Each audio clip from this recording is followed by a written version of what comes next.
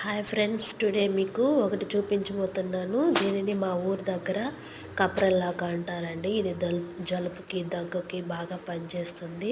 Morning evening two times తీసుకుంటే పనిచేస్తుంది, బాగా రిలీఫ్ ఉంటుందండి.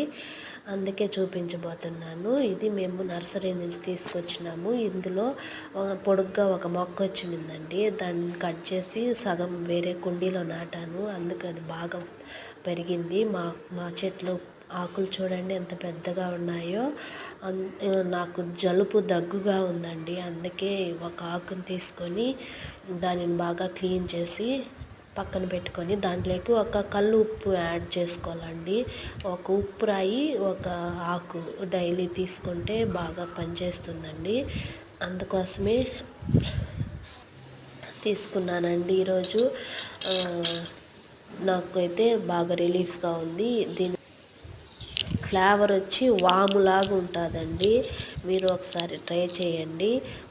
మీ ఊర్లో ఏమంటారో దీనిని ఒకసారి నాకు కామెంట్ సెక్షన్లో పోస్ట్ చేయండి. Thank you for watching.